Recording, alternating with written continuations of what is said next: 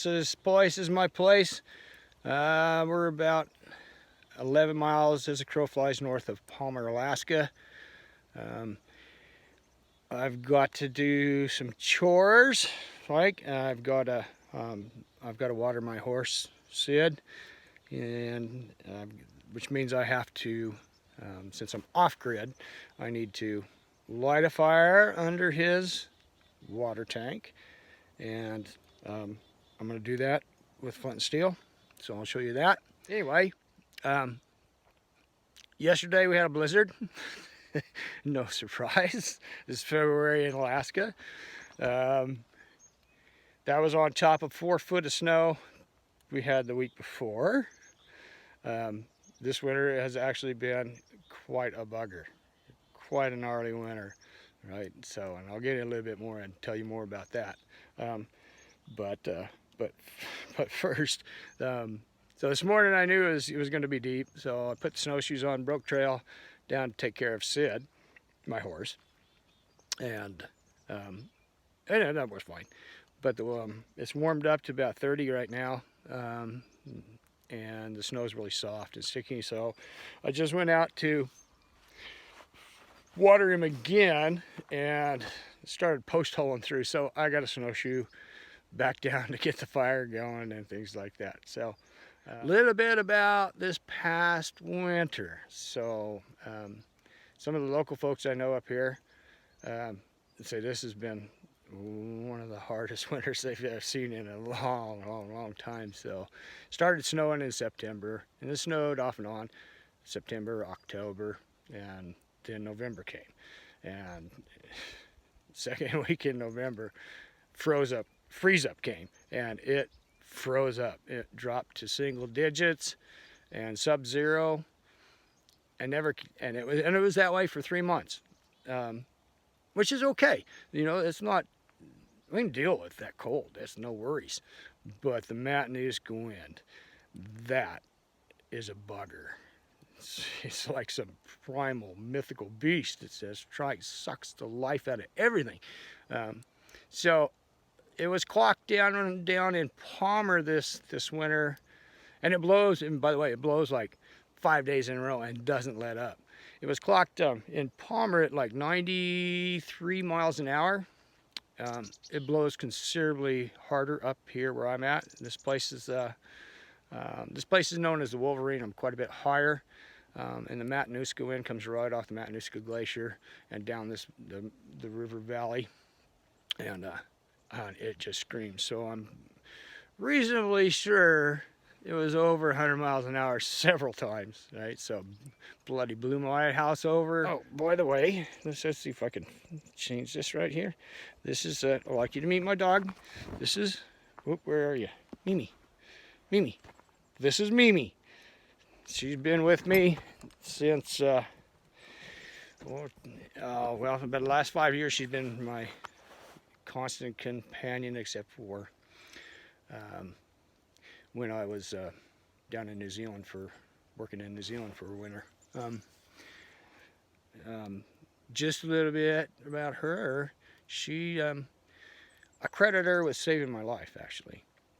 So I went through a divorce 5 years ago. It was horrible, absolutely horrible. And in the end, the ex got the farm, and I got the horse and the dog. But Mimi would always know when I was sinking into dark places and bring me out of it. Anyway, I strapped some snowshoes on and get moving here. So I don't want this thing to be too dang long. So I'm gonna put you down here and hopefully it doesn't fall off. There you go, Mimi. There we go. Nope. Stay there.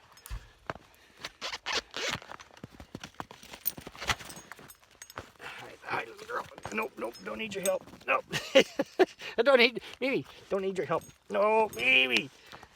Thank you. Where's your ball? Go get your ball. Go get it. Go get your ball. Thank you, Mimi.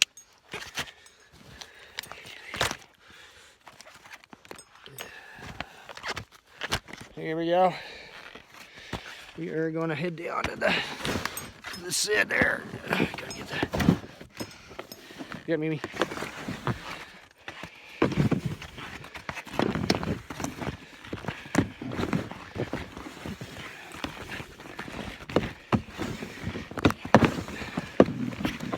So we're walking on top of probably close to 4 or 5 feet of snow.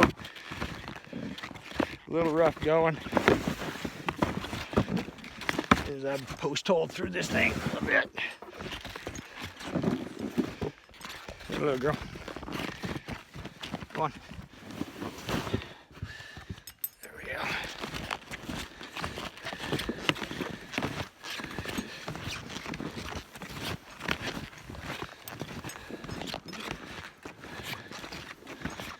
And we got a little bit of snow coming down right now.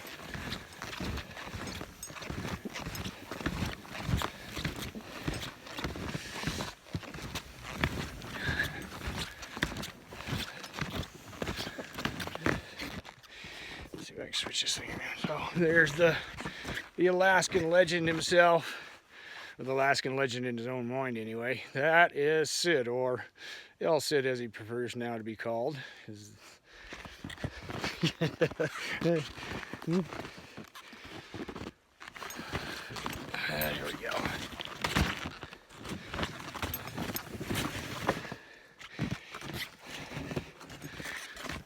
I'm gonna get you this thing set up. So this is the water tank I elevated so I could build a fire on it, melt snow and ice,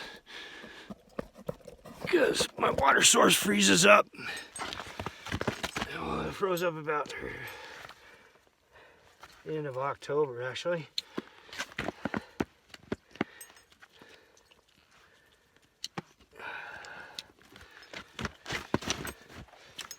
All right. Buggers in there.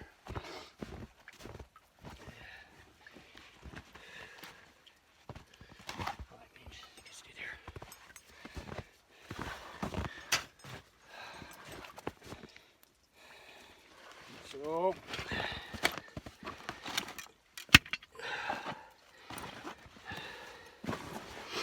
So this is my flint and steel kit.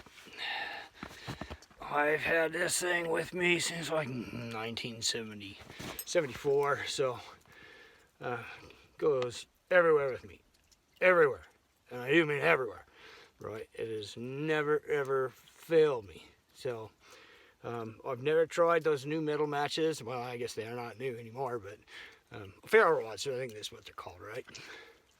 They look pretty cool, but I might have to get one sometime and give it a go. But this has been tried and true for me. I keep the flint and steel in here. I also have in here burning glass. What's that?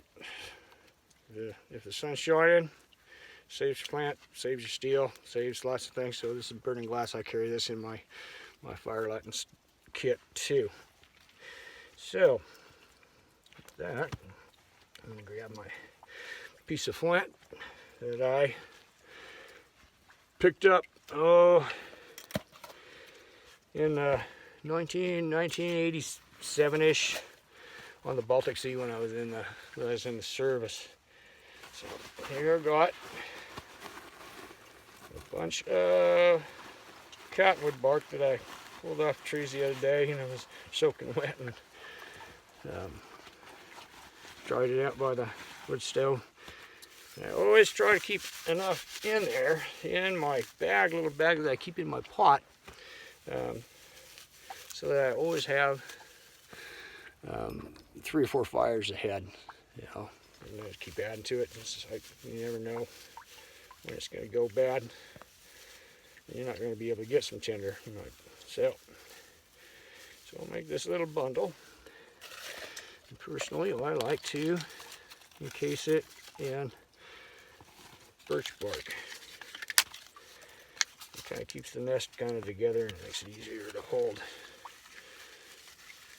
So there's my nest. And yeah. So the thing about flint and steel is you really do need char cloth, which is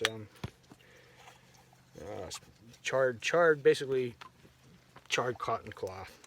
You have char in about any natural material will work, but it catches and holds the spark. So I'm gonna grab a bunch of that. It's fairly old, so hopefully it'll grab and hold that spark. So, and when we get this a little closer here,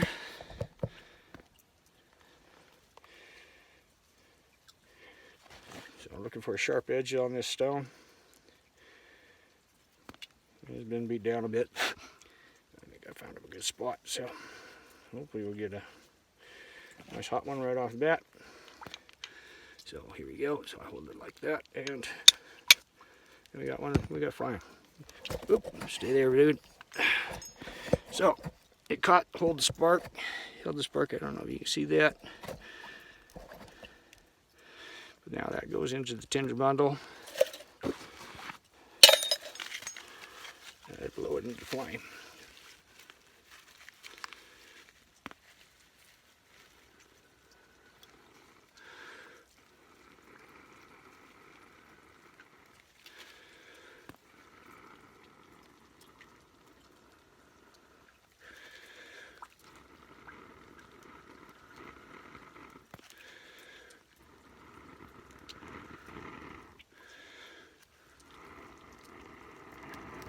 There we go. So we get that going.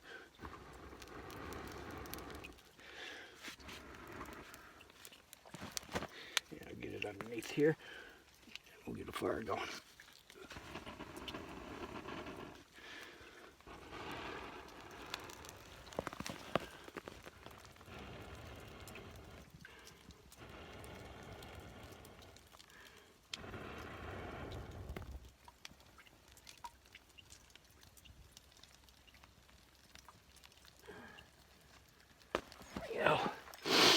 So I built a little teepee in here.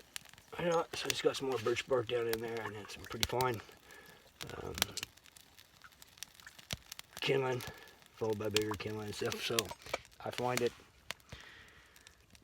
up in the mountains much more dependable and reliable than matches or